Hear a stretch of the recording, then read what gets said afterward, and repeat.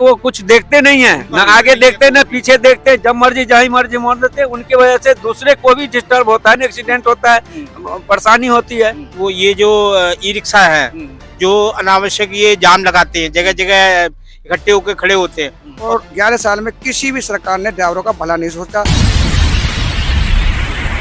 Human right auto wing से अनुराग गुप्ता बराड़ी से हूँ, और मेरा तो हमारी माननीय जो सीएम है रेखा गुप्ता जी, उनसे एक ही आग्रह है, वो ये जो ई रिक्शा है, जो अनावश्यक ये जाम लगाते हैं, जगह जगह इकट्ठे होकर खड़े होते हैं, और ये मेन रोड पे चलते हैं जहाँ पे ये अलाउ बिल्कुल नहीं है। इनका जो है ना, इनका चलना अलाउ, इनको सिर्फ लिंक रोड पे अलाउ किया गया है। तो इनके ऊपर ऐसा एक कानून बनाया जाए कि इनके ऊपर जरूर कोई ना कोई कार्रवाई होनी चाहिए।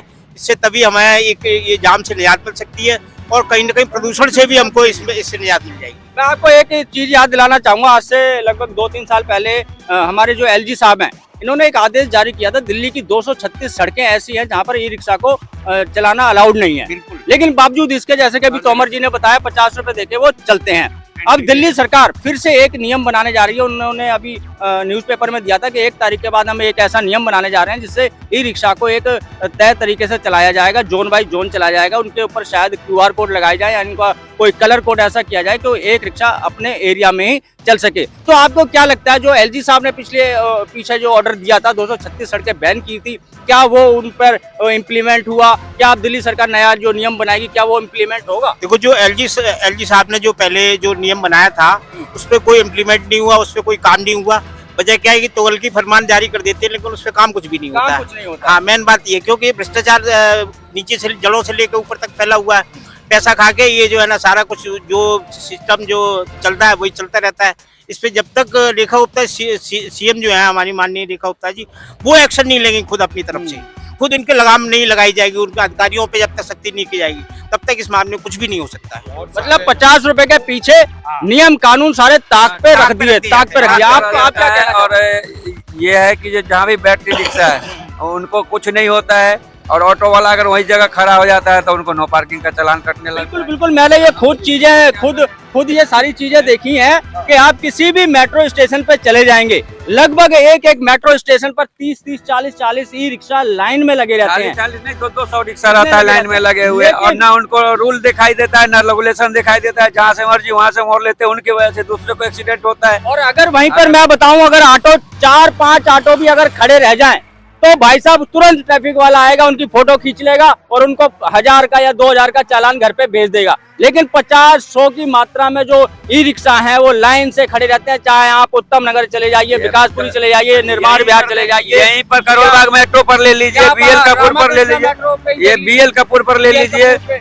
राजेंद्रा पैलेस पर ले लीजिए, करोल बाग मेट्रो पर देख लीजिए कितना जाम लगा रहता है। वहाँ पर जब भी जाओ तब पूरा ही जाम लगा रहता है। रिक्शे वालों पर जब कार्रवाई होती है तो रिक्शे वाले ये कहते हैं, फिर हम जाएं तो जाएं क्या, हम करें तो करें क्या? मतलब वो ये भी कहते हैं कि यार हमें क्या रोजगार करने का क्या वो नहीं है, अधिकार नहीं है? तो वो सरकार का काम है ना, सरकार अपना रूल रेगुलेशन से उसको भी चलाए। हम ये नहीं कहते कि तो रोजगार के पीछे क्या इनको इतनी बड़ी छूट दी जा सकती है? छूट से तो दिल्ली की जनता की जान के ऊपर भी तो खतरा रहता है। छूट के साथ साथ मेन बात है जो वो कुछ देखते नहीं है, ना आगे देखते ना पीछे देखते, जब मर्जी जहाँ मर्जी मोड़ देते। उनकी वजह से दूसरे को भी डिस्टर्ब होता है, एक्सीडेंट होता है, परेशानी होती है। तो दोस्तों, अब हमारे सामने RD तोमर जी हैं।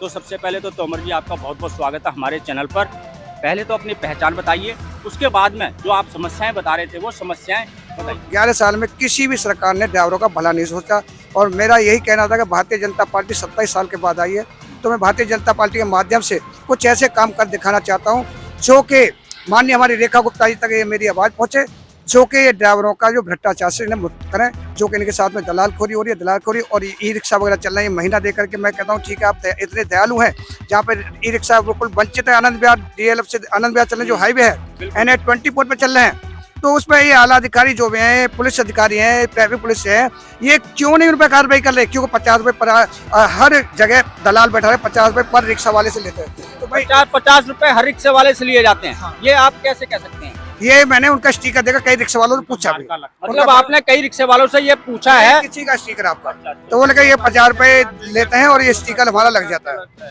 तो दोस्तों, जैसा कि अभी ये बहुत बड़ा खुलासा कर रहे हैं RD तोमर जी, जैसे कह रहे हैं कि हर ई रिक्शा चालक से, जहाँ पे इनको बैन किया गया, उन सड़कों पर चलने के बदले में 50 रुपए पर डे देने पड़ते हैं। आप समझ सकते हैं 50 रुपये पर डे के हिसाब से अगर महीने भर का जोड़े तो लगभग 1500 रुपये महीना देना पड़ता है। जो बैन है उनके लिए रास्ते, उन पर भी उनको चलने में कोई दिक्कत नहीं होती है। मैं रिक्शा चालक भी वही हमारे भाई हैं, कोई दुश्मन नहीं है, उन्हें भी रोजगार मिले, उनको भी काम मिले। मैं ये नहीं चाहता कि वो अपने रूलों से चलें, और बल्कि वो रिक्शा वाले क्या करते हैं, मतलब उल्टा सीधा जाम भी लगा देते हैं। आज रेखा गुप्ता जी कहते हैं कि पॉल्यूशन दिल्ली का खत्म करें।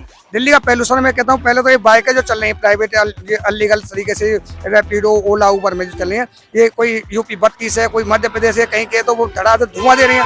और इन पर लगाम लगाई जाए, और जो रिक्शा जो चलते हैं जाम लगा देते हैं, उनके पीछे जो ट्रैफिक जो चलता है वो बार बार क्लच दबाता है, बार बार ब्रेक लगाता है, तो उससे डबल पॉल्यूशन बढ़ता है। तो इन रिक्शाओं को ऐसी जगह पे ही चलवाया जाए जहाँ पे कि ट्रैफिक की जाम की समस्या ना हो। बिल्कुल बिल्कुल, जैसा कि तोमर जी कह रहे हैं, और ये जांच में भी पता चला है कि दिल्ली के अंदर जो पॉल्यूशन है उसमें जो दिल्ली के वाहन है उनसे तो बहुत ही कम पॉल्यूशन होता है, लेकिन वो पॉल्यूशन का कारण जो बाहर की गाड़ियां वो है। सबसे बड़ी समस्या ये है, जैसा कि बताया, ई रिक्शा जगह जगह पर जाम लगा देते हैं, जिससे उनके पीछे जो गाड़ियां होती हैं वो लगातार स्टार्ट रहने के कारण धुआं छोड़ती हैं, और जिसमें दिल्ली में प्रदूषण बढ़ता है। तो ये बहुत बड़ी समस्या है, और दिल्ली सरकार ने वैसे तो वादा किया है कि आने वाले नए साल में ई रिक्शा के लिए नई गाइडलाइन लाई जाएगी और उनको तरीके से चलाया जाएगा। अब नए साल पर देखने को मिलेगा कि क्या ये कानून बनता है, क्या नियम बनता है, या फिर दिल्ली में इसी प्रकार से बेधड़क ये रिक्शा चालक चलते रहेंगे। बातें और कहूँगा मैं कि देखिए, हर मेट्रो स्टेशन है,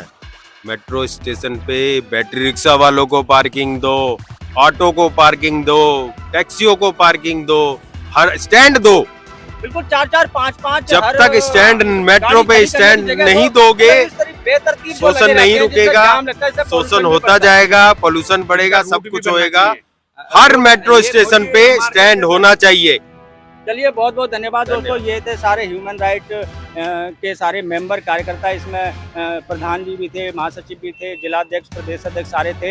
इन्होंने अपनी अपनी समस्याओं को यहाँ पर रखा, चाहे वो ऑटो टैक्सी से रिलेटेड समस्या हो, ओला उबर से रिलेटेड कोई समस्या हो, चाहे वो बुराड़ी की या फिर राजपुरा अथॉरिटी की समस्या हो। सारी समस्याओं को हमने उजागर किया है, और हम दिल्ली सरकार से और दिल्ली परिवहन विभाग से यही निवेदन करेंगे कि इन चालकों की बातों को सुना जाए, संज्ञान में लिया जाए, और जिम्मेदार अधिकारियों पर कार्रवाई की जाए। और सबसे बड़ा जो मुद्दा आज की जो छाया गया कि ई रिक्शा पर लगाम लगाने की दिल्ली सरकार को अब जरूरत है, क्योंकि ई रिक्शा के कारण दिल्ली की जनता के ऊपर भी जान का खतरा हमेशा मंडराता रहता है। एक्सीडेंट ज़्यादा से ज़्यादा हो रहे हैं, और ये ई रिक्शा चालक जो चलते हैं बिना लाइसेंस और बिना परमिट के, बिना बैच के, बिना ट्रेनिंग के ये चलाते हैं, तो मतलब इन पे कंट्रोल अब दिल्ली सरकार को करना ही पड़ेगा। नहीं तो ये पॉल्यूशन दिल्ली के अंदर जो फैलता जा रहा है उसका सबसे बड़ा कारण आगे चलकर यही ई रिक्शा निकल कर आएगा। तो मैं सभी चालक भाइयों आपको धन्यवाद देता हूँ, आपने अपनी अपनी समस्याएं बताई, और हम कोशिश करेंगे कि आपकी जो समस्याएं वो दिल्ली सरकार तक या परिवहन विभाग तक पहुंचेंगी, और आपकी समस्याओं को दिल्ली सरकार सुनेगी और उनको हल करने की पूरी कोशिश करेगी। तो दोस्तों, बस मैं वीडियो करूंगा यहीं पे, बात मिलेंगे फिर नई जानकारी के साथ। तब तक के लिए जय हिंद, जय भारत।